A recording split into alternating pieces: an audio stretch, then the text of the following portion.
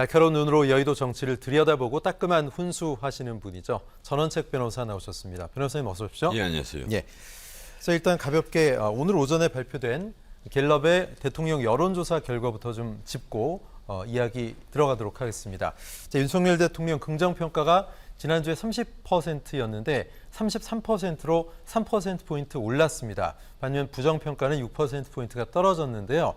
역시 외교의 영향이라고 봐야 되겠습니다. 그렇죠. 예, 긍정평가의 주요 원인이 35%가 외교, 예. 그리고 부정평가도 32%가 또 외교 이러니까 예, 지금 외교 문제로 나는 윤 대통령이 좋다. 외교 문제로 나는 윤 대통령이 싫어.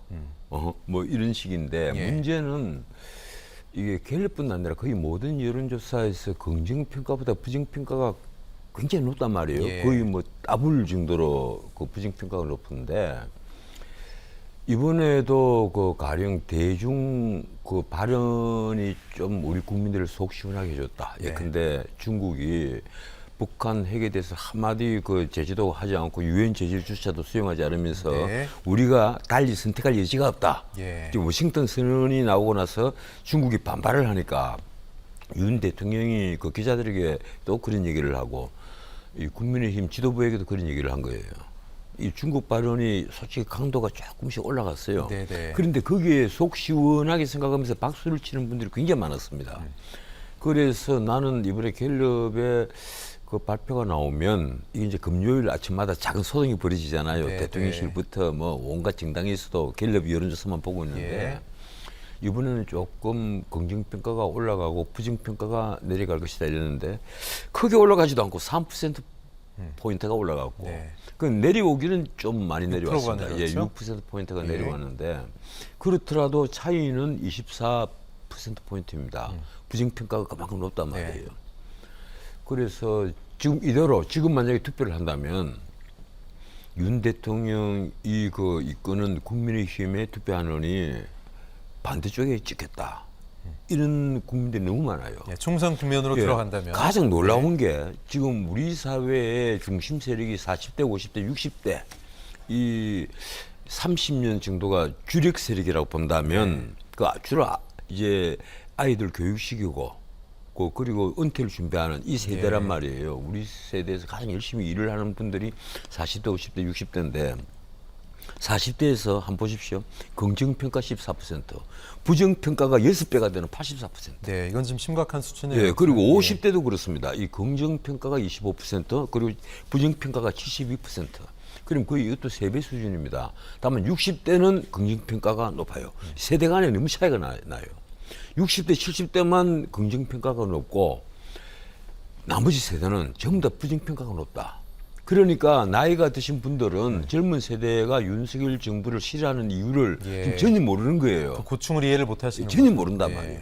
그리고 또 마찬가지로 젊은 세대들은 이 나이가 많은 어르신들이 왜 윤석열 정부에 박수를 자꾸 치고 있는지를 전혀 이해를 못하는 거예요. 네. 이 세대 간의 갈등도 굉장히 크고 그러네요. 그런데 놀랍게도 지금 지역 갈등은요. 지금 TK조차도 돌아서고 있다. 부정평가가 1%포인트도 높습니다. 네. 그건 비슷하다고 봐야 되겠죠. 나머지 지역은 전부 다 네. 부정평가가 높거든요. 그래서 저는 이 점을 좀 국민의힘과 윤석열 대통령께서 예. 좀 잘 알아서 이 소통을 좀 해줬으면 좋겠다. 난 소통 부족이라고 봐요. 예. 1,000명 정도 대상으로 한국갤럽이 이틀 동안 4, 5일, 3, 4일 조사했는데 표본 오차 95%였고요. 자세한 내용은 한국갤럽 홈페이지 가보시면 알 것 같습니다. 자, 윤 대통령이 이제 도쿄를 방문한 지 52일 만에 전격적으로 기시다 총리가 한국에 옵니다. 자, 어떤 의미가 있다고 보십니까? 방안? 원래는 가을에 오겠다, 네. 아니면 연말에 올지도 모르겠다. 이 셔틀 외교 복원, 예. 이제 여기에 의미가 있다 이렇게 얘기를 했는데 지금 2011년이죠. 예, 그 노다 요시코 총리가 그 우리나라를 방문한 게 그해 가을에 아마 왔을 거예요. 10월달에 왔을 건데 그러니까 언론은 11년 만이다, 12년 만이다 이러는데 예. 정확히 하면 11년 반 만이죠. 네. 11년 반 만에 일본 총리가 셔틀 외교로 서울을 방문하는데 사실 이번 방문이 조금 그런 것이 의지가 없어요. 보통 그 정상이 만나면 지금 일주일 전에는 어제가 어느 정도 합의가 되고 예. 실무진 간에 다 논의가 돼서 예. 이 정상들이 만나는 장소에서는 서로 간에 그걸 확인을 하는 절차만 사실 남아 있거든요. 예. 그런데 이번에는 아직까지 어제가 결정되지 않았다. 표면적으로는 예. 안보와 경제 협력이거든요. 예, 근데 안보 뭐 경제 협력 이러지만 그건 늘 하는 얘기고. 예. 그래서 과연 이번에 어떤 말이 나올 것이냐. 한국이 기대하는 것은 기시다 후미오 총리가 적어도 이 옛날에 그 과거사 문제. 예, 이 김대중 하고 그 누구죠? 오부치. 예, 이게 김대중 오부치 선언이죠. 예. 1998년. 그 오부치 총리와 김대중이 했던 통질한 반성. 예. 이런 표현 정도는 이번 한번 나오는 것을 기대를 하고 있는데. 그 정도 수준의 예. 언급이 있어야 된다. 예, 그런데 일본에서는 지금 뭐 씨알도 먹히지 않은 거다. 심지어 지금 후쿠시마 오염수 문제. 네. 일본에서는 오염수라고 하지 않고 처리수라고 그러거든요. 예. 그 자체가 자기들은 처리를 완벽히 했다는 얘기예요. 네. 하지만 그건 말도 안 되는 얘기고 우선 일본도 그건 인정을 하고 있지 않습니까? 삼중수소가 그대로 남아있다 하는 예. 문제는 일본도 인정을 하고 있단 말이에요. 그리고 그것이 반감기가 워낙 기니까 그것이 바다에 쏟아져 갔을 때 130만 톤이 바다로 흘러 들어갔을 때 물론 10년 동안 계속 흘려보낸다는 거지만 네. 흘러 들어갔을 때 그것이 앞으로 한 2년 뒤에는 제주도 앞바다까지 오고 우리나라 남해에도 올 것이다. 이게 지금 앞으로 현안 중에 현안이 될 겁니다. 네. 이렇게 되면 다시 한일 국민 감정이 굉장히 그 악화될 건데 문제는 후쿠시마 농수산물을 우리가 수입하느냐 안 하느냐 우리가 공식적으로 그것을 수입을 허용하느냐는 문제가 지금 남아 있는 거예요. 그것이 이번 의제에 올라갈 것이 아니냐. 이제 언론에서는 이렇게 관측을 하고 있는데 네. 우리 대통령실은 긍정도 부정도 하지 않습니다. 예. 의제에 오른다면 그 어찌할 수 없다. 뭐 네. 이런 식의 표현이 나와요. 예. 근데 지금 일단 첫 번째 일정이 보면 바로 현충원 가는 거거든요. 국립현충원. 이 현충원 총리가 가는 게 12년 만인데 이거는 어떤 행보, 어떤 의미로 봐야 될까요? 아니면 이례적인 겁니까? 글쎄요. 이것도 역시 이제 노다 요시히코 이 총리가 당시 현충원에 가고 나서 네. 그 이번에 기시다 후미오가 와서 현충원에 가겠다. 그건 아마 이 한미일 안보 공조 그것이 그 이번에 한일 정상들의 그 셔틀 외교로서 한일 관계가 복원이 되면서 네. 가장 큰 성과로 부상이 되니까 그 상징처럼 저는 알고 있습니다. 현충원에 가서 참배를 하고. 예, 참배를 하고 예. 그 향을 아마 뿌리겠죠. 향을 네. 올리겠죠. 그런 것은 이 제가 보기로는 한미일 안보 공조의 상징처럼 그 왜 그런가 하면 현충원에요. 우리 독립 그 투사들이 거기에 지금 안장이 되어 있습니다. 네. 이제 네. 그래서 사실은 그 일본 총리가 거기에서 무명용사 앞에 설지 어디에 설지는 제가 모르겠어요. 하지만 어떻든 그 일본 총리가 거기에 가는 이상 나는 이왕이면 거기서 과거사에 대해서 한 말씀을 좀 해 주시면 정말 고맙겠다. 네. 그렇게 해서 앙금을 지워가는 노력을 해야 되고 이 과거사에 대해서는 제가 한국 국민이어서 하는 얘기가 아니라 정말 일본은 독일을 좀 본받아야 됩니다. 사죄를 하고도 사죄를 하고 해야 되는데 아직까지 꿇어앉은 사람이 아무도 없어요. 독일은 꿇어앉은 분이 몇 분이 나와 있습니다. 그런데 우리는 아직 일본이 꿇어앉은 모습을 아직 못 보고 있습니다. 네. 그래서 이번에 그 기시다 후미오 총리는 적어도 현충원에 갔다 나올 때는 한 말씀 좀 해주셨으면 예. 좀 좋지 않겠느냐 이런 생각을 합니다. 이왕이면 독립운동에 투신했던 무명의 용사들한테 헌화하고 참배하고 예. 통렬한 사죄까지 그게 우리 국민들 바람일 텐데. 일본식 자, 표현은 그렇죠. 통질한 반성. 예. 기시다 총리 방한 앞두고 이제 여야 또 신경전 벌이고 있습니다. 여야 의원들을 만날지 일단 기시다 총리는 한일 의원 연맹 소속 의원들을 초청을 했는데 일단 뭐 국민의힘 의원들은 긍정적이고 민주당은 아직 참석 여부를 결정 못했다 이렇게 얘기하고 있는데 이왕이면 다 같이 가는 게 좋지 않을까요? 어떻게 보십니까? 그렇죠. 이건 뭐 외교 문제니까 네. 특히 셔틀 외교가 복원이 되고 하는 데는 그 민주당도 좀 동참을 했으면 좋겠는데 민주당 네. 입장에서는 그런 게 있습니다. 한일 관계가 가장 악화가 된 것이 바로 문재인 정권 때이거든요. 이러니까 당장 그 정권이 바뀌어서 1년 만에 한일 관계가 회복이 되고 뭐 거기에 자신들도 동참을 해서 같이 가서 악수하고 웃고 하기에는 조금 문제가 있을 거예요. 특히 이번에 전용기 의원이죠. 이 독도를 독도가 방문했는데 그 일본에서 공식적으로 이제 외무성에서 항의를 하고 난리를 쳤는데 예.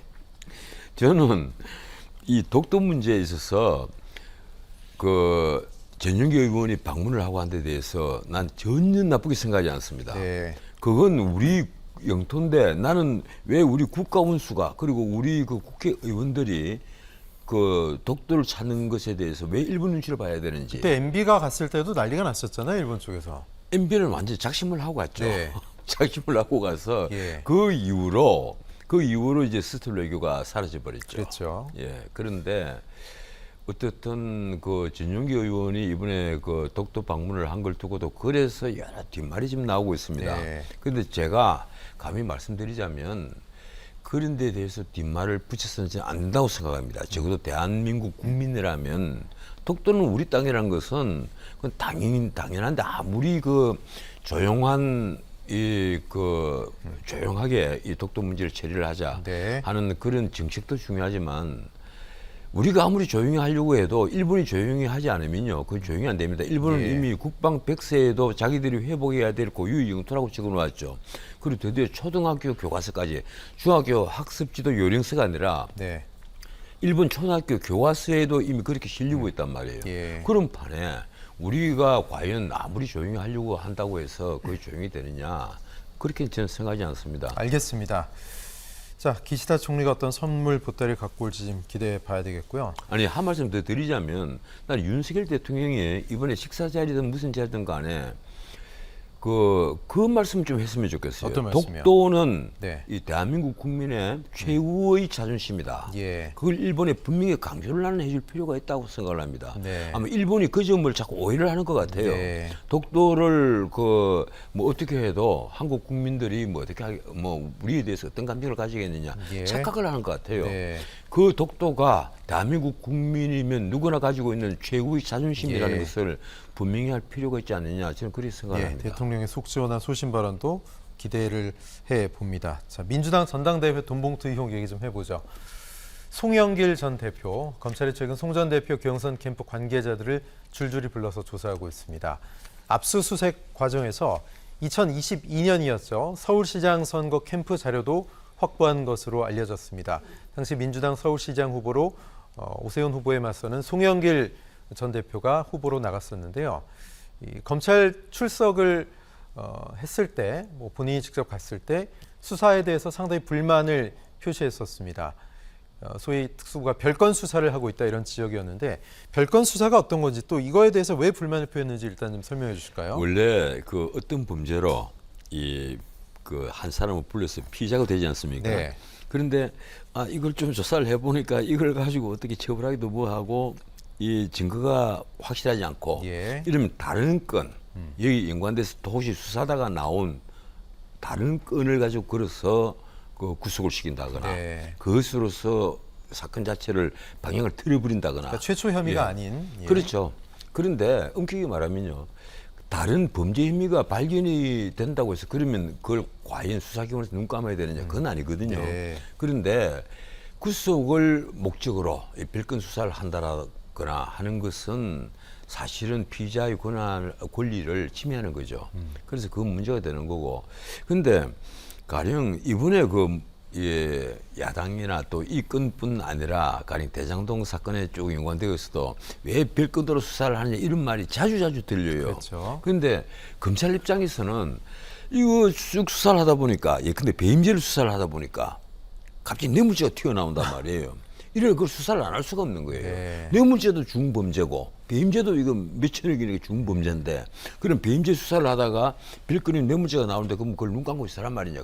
그럴 수는 없단 덮을 말이에요. 수가 없는 거군요, 검찰 입장에서. 그러니까 그건 당연한 겁니다. 이 수사를 할 수 있는 것은 당연한 건데 다만 우리가 피고인이 이 권리를 제한하면서까지 이 별건 수사로 그 피고인을 구속을 시킨다거나 뭐 이런 짓을 하는 것은 안 된다. 그 자체는 사실은 어떻게 보면 예. 형사소송법 위반이라기보다 헌법 위반이라고 볼 수 네, 있습니다. 네. 그래서 별건 수사를 할 때는 그것도 그 하나의 선이 있거든요. 그 선을 지킬 선은 지켜야만 한다. 네. 이 수사기관으로서 지켜야 될 선은 지켜야 된다. 네. 별건 수사가 무조건 안 되는 것은 아니지만 예. 지켜야 될 선이 있다는 것을 말씀드리겠습니다. 알겠습니다. 자, 검찰이 돈봉투 의혹과 관련해서 탈당한 두 의원이죠. 윤관석, 이성만 의원의 소환 일정을 조율하고 있다고 하는데 검찰 안팎에서는 연휴 기간 동안 부르지 않겠느냐 이런 관측이 좀 있고요. 변호사님 어떻게 보십니까? 이번에 송영길 돈봉투 사건 그래서 이걸 최후의 혜택을 받은 사람이 송영길 전 대표니까 예. 송영길 돈봉투 사건 이런 식으로 제목을 많이 붙이던데 여기 등장하는 분이 참 많습니다. 네. 김모, 박모, 서모, 문모. 이 김모가 누군가 하면 스폰서예요. 예, 이 지금 검찰에서 지금 이미 불려서 조사를 한 걸로 알고 있고 포렌식 과정 지켜보려고 불렀다고 하죠. 예. 그러니까 전화기 같은 게 압수를 다 한 거예요. 이러니까 그 사람을 불러야만 확인을 할 수 있는 겁니다. 예. 그러니까 아마 비밀번호도 제공을 했겠죠. 또 박모가 두 사람이 있는데 둘 다 전직 보좌관을 한 분들입니다. 근데 그 중에 지금 이번에 논란이 된 것이 돈봉투 살포에 직접적으로 공모를 했다는 박모인데 이분은 지난 2월 달에 파리로 갔어요. 네. 송영길 전 대표는 관광차 왔다 이렇게 얘기를 하는데 네. 그게 아니죠. 예. 그럴 리가 있겠습니까? 그래서 이 사건 협의차에 간 거고 그로서 검찰은 벌써 이게 증거를 은닉하고 증거를 인멸한 것이 오래됐다 이렇게 지금 보고 있는 겁니다.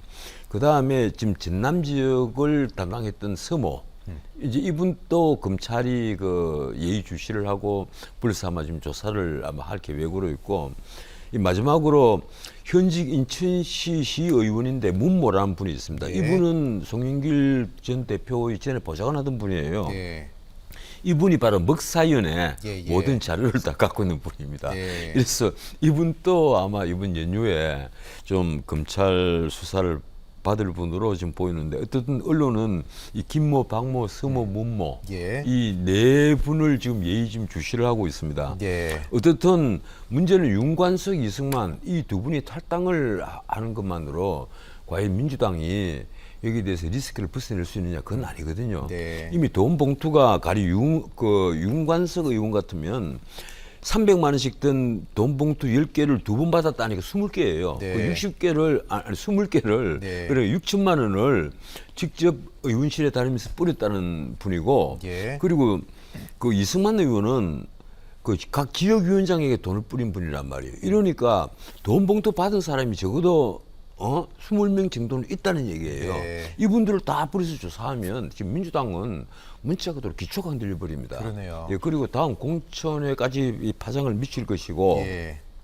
문제는 이제 각 내구가 8일 영장 심사를 해서 만에 하나라도 이 구속이 된다면 송영길 전 대표나 지금 이재명 지금 현 대표에게는 치명상을 입힐 수가 있습니다. 만약에 강내구 감사가 구속이 다시 이제 이번엔 되면 송영길 전 대표 소환 스케줄이 나오겠죠? 물론 당연히 나오죠. 네네. 그리고 지금 이 검찰 주변에서는 송영길과 이재명 이 두 사람을 네. 별개로 보지 않는단 말이에요. 예. 송영길과 이재명은 연결이 되어 있다. 송영길 지역구로 물려받았고 그리고 이 송영길 대표를 만들고 그다음 이재명 대선 후보를 만드는데 서로 도와줬고 네. 그래서 사실은 거의 동체, 일심 동체의 동체로 보는 거예요. 예. 이래서 이 각 내구가 구속이 된다면 아마 수사는 또 다른 방향으로 갈지도 모르겠습니다. 그래서 이게 8일 영장 심사 후에 그 결과도 굉장히 지금 주시할 필요가 있습니다. 예. 강내구 회장 구속 여부 또 핵심 피의자로 꼽히는 분인데 또 이정근 전 부총장이 이제 녹음 파일을 보도해서 쓴 JTBC를 상대로 방송 금지 가처분을 냈단 말이죠. 이건 어떻게 될 것 같으세요? 글쎄요, 녹음 파일 한 3만 개 중에 네. 일부가 이제 보도가 됐는데 이것이 어디로 나왔느냐? 처음에는 이정근 쪽에서 나온 게 아니냐? 뭐 예. 5가지가 나왔는데 그래서 이번에 이정근 씨가 이게 변호사를 통해서 보도금지 가처분을 했는데 그러면 검찰에서 나왔는지 검찰에서는 지금 펄쩍 뛰고 있습니다. 네. 아니다. 아마 비밀은 JTBC는 알고 있겠죠. 어떻든 여기에 대해서 이게 그 공익을 위해서 보도하는 것을 예. 과연 보도 금지를 재판부가 시킬 수 있느냐? 나는 할 수 없다고 봐요. 네. 재판부가 아마 기각을 할 것으로 저는 생각을 합니다. 근데 뭐 어떤 결정이 나올지는 모르겠습니다만은 이건 공익을 위한 보도지 어떤 그 JTBC가 그 가령 개인의 그 사생활을 뭐 보호할 문제가 있다라든가 그런 문제와는 직접 연결이 될 문제는 아니거든요. 예. 자, 주제를 좀 바꿔보겠습니다. 최근 윤석열 대통령이 이진복 정무수석을 통해서 여야 원내대표와 만날 의향이 있다면서 사실상 회동을 제안했습니다. 이재명 대표는 뭐 본인을 패스한 거죠. 빼고 박광원 원내대표와 뭐 대통령이 만나는 거 균염치 않겠다 이런 입장을 밝혔는데 이재명 대표는 뭐 원내대표라도 만나는 것이 이 상황에서 더 낫다고 본 걸까요? 어떻게 본 걸까요? 참 이번에 재미있는 표현들이 많이 나왔죠. 네. 이재명 대표는 원내 대표를 만나는 것도 괴념치 않겠다. 예. 그러니까 원래는 괴념을 해야 되는데 예. 괴념치 않겠다. 쉽게 말하면 내가 봐주겠다. 네. 눈 감겠다. 이제 이런 얘기를 한 거예요. 이 자존심이 되게 상하겠죠. 그런데 윤 대통령 입장이 된다면요. 그리고 윤 대통령뿐 아니라 누가 대통령을 한다 하더라도 지금 가령 이렇습니다. 그 이재명 대표가 단순히 공직선거법 위반으로 재판을 받고 있는 거 그거 하나뿐이 아니에요. 네. 지금 대장동 배임죄로 이미 기소가 됐고 그리고 성남 FC 후원금 제3자 뇌물죄로 기소가 되는데 둘 다 아주 중범죄들입니다. 거기에다가 지금 당장 더 큰 문제는요. 백현동 문제나 예. 혹은 그 대북 송금 문제로 지금 수사 대상이 되어 있거든요. 네. 이러니까 대통령이 행정부의 수반이고 국가원수인 대통령이 이 야당 대표를 만나서 단둘이 만나서 이제 뭐 어떤 얘기를 한다는 것 자체가 예.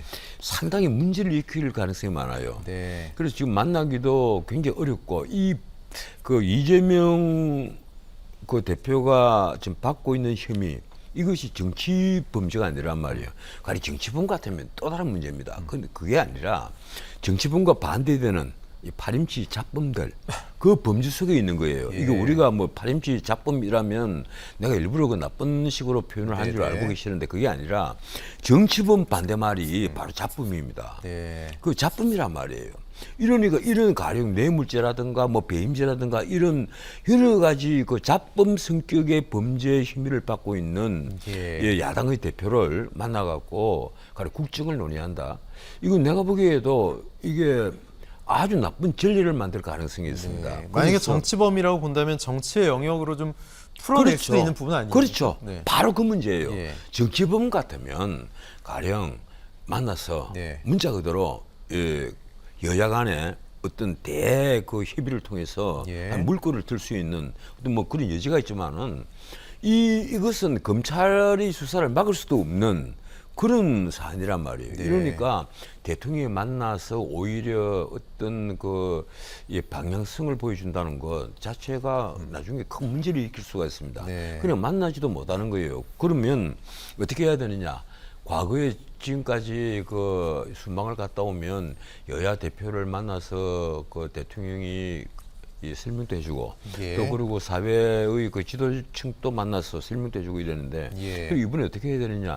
제가 보기로는 국회 대표를 만나는 식의 어떤 형식을 취하지 않겠느냐. 원래 원내대표를 만나겠다. 네. 그 만나는 자리에 내가 가겠다. 이런 대통령실의 언질이 있었던 것도 예. 이 국회 대표를 입법부를 그 행정수반이 만나는 그런 형식이 되지 않겠느냐 이제 이렇게 봤는데 그러면 여야 원내대표에다가 국회의장단이 포함이 되겠죠. 네네. 제가 보기로는 그렇습니다. 아마 예. 국회의장단에다가 여야 원내대표를 만나서 미국 순방에 대해서 그리고 한일 셔틀 외교에 대해서 이 브리핑이 있지 않겠느냐.